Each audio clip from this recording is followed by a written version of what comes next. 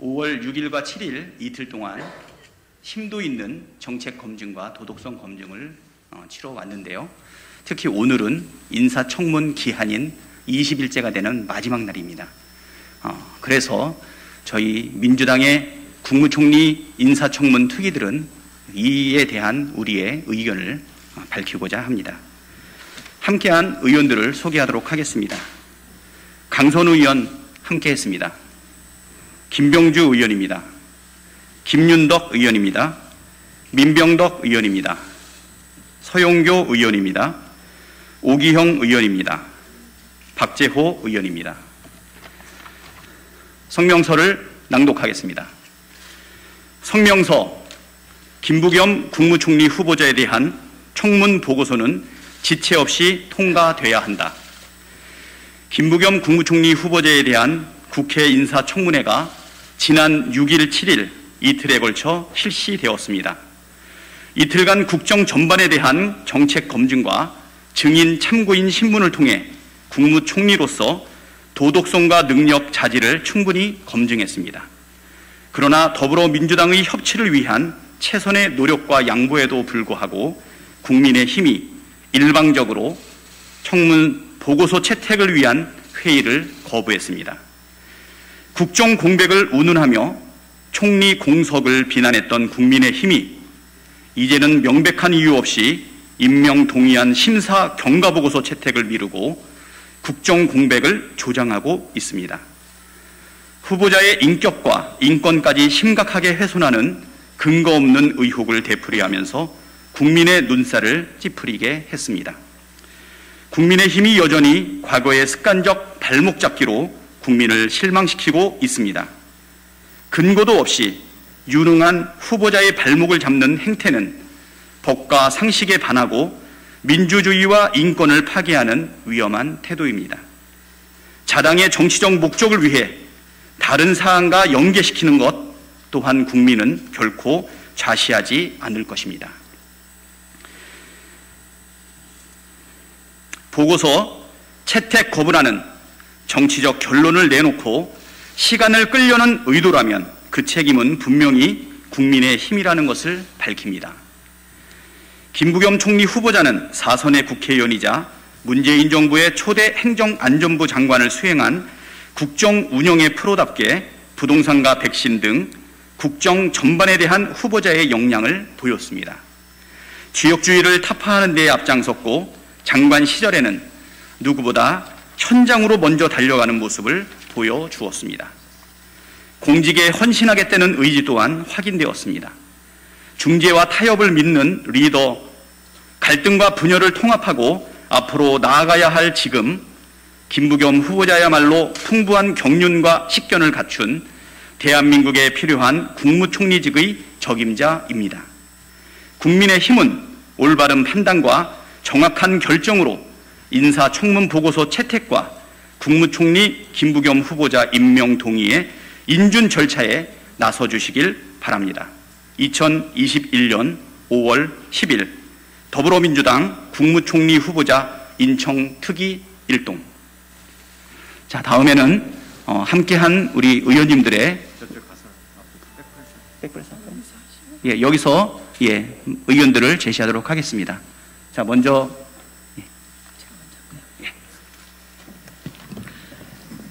김부겸 후보자 인사청문위원 서영교입니다.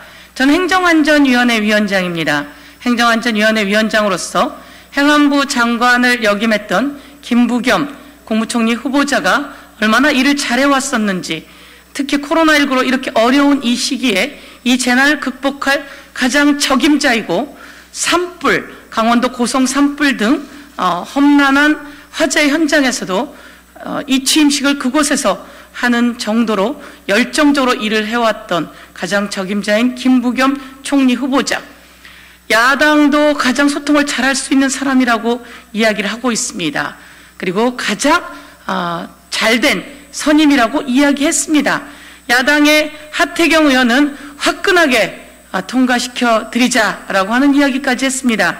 그런데 야당이 갑자기 돌변하고 있는 것은 아닌지 걱정스럽습니다.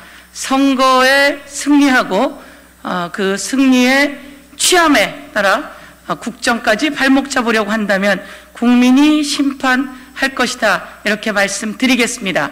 하루빨리 국무총리 인사청문 보고서를 채택하고 본회의에서 통과시켜서 국정의 공백이 생기지 않도록, 특히나 어려운 이 코로나19 시기에 국무총리 후보자가 제대로 일을 할 수 있도록 국무총리 청문 보고서를 통과시키는 일에 빨리 나서줄 것을 강력히 촉구하겠습니다.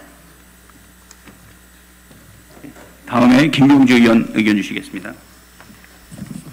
예, 이번에 인사청문회 청문위원을 담당했던 더불어민주당 김병주 의원입니다.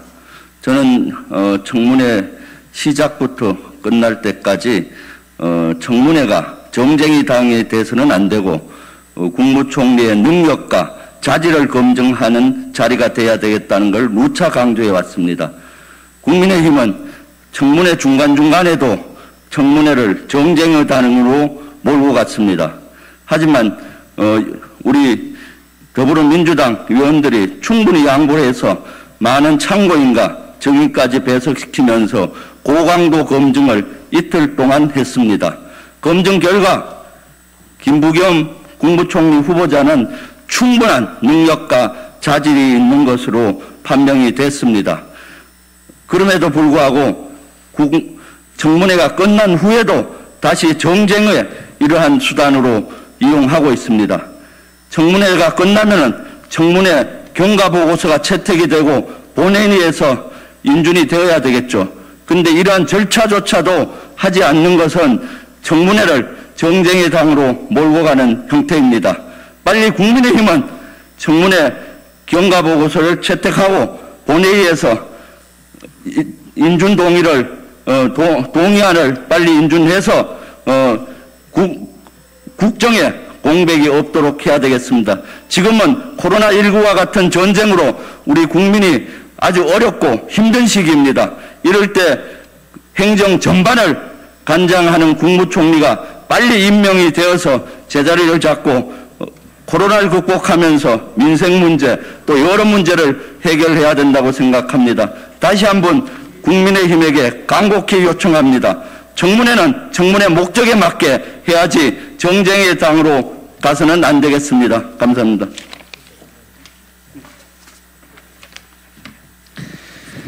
네, 인사청문위원 민병덕 의원입니다. 저희 국민들의 삶이 코로나로 어렵습니다. 코로나를 극복하기 위해서 방역과 백신과 그 과정에서 힘든 코로나 경제적 지원, 이 세 가지가 반드시 필요합니다. 이 세 가지를 하기 위해서 국민들의 참여가 필수적이지만, 그렇지만 더 중요한 것은 정부의 노력이라고 할 수 있습니다. 정부의 노력을 위해서 총리의 인준은 시급히 결정되어야 됩니다. 우리는 위기를 기회로 만들어 온 저력이 있습니다. 그 저력에는 국민의 힘과 국민의 참여와 그리고 정부의 노력이 필요합니다. 정부의 노력을 위해서 국무총리의 인준이 반드시 필요합니다. 국민이 정치를 걱정했어야 되겠습니까? 이런 모습이 정치가 국민의 발목을 잡는 모습입니다.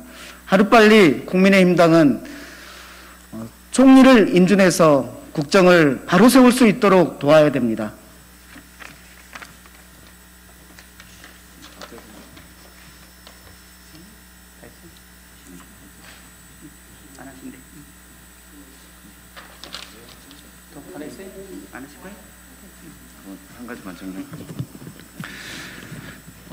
오경 의원입니다. 인사청문회 과정에 관한 간단한 소회를 좀 말씀드리겠습니다. 인사청문회의 20일 동안의 기간 중에서 본래 지난주 월요일날 화요일날 할 것이냐 이런 아이디어 의견도 있었지만 충분히 서로 간에 협의해서 국민의힘 측에 그 위원님들의 요구를 받아들여서 목금으로 해서 이틀에 걸쳐서 그리고 약 20여 명 이상의 증인과 참고인들의 참석하에 검증의 과정을 거쳤습니다.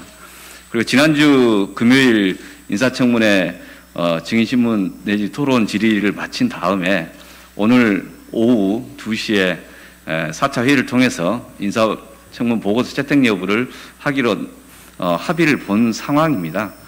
그 뒤로 이틀 동안에 어떤 새로운 상황이 발생한 거라고 보지는 않는데 오늘 일방적으로 인사청문회 회의 자체를 거부하는 것에 대해서는 대단히 유감이다, 대단히 정쟁적이다 이렇게 보지 않을 수 없습니다.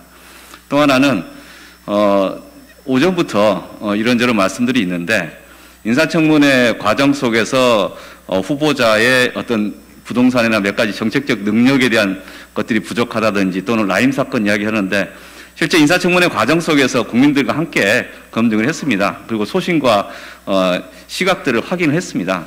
그 속에 어떤 하자가 있었다라는 지적들 저희는 없다고 이렇게 이해를 하고 있습니다.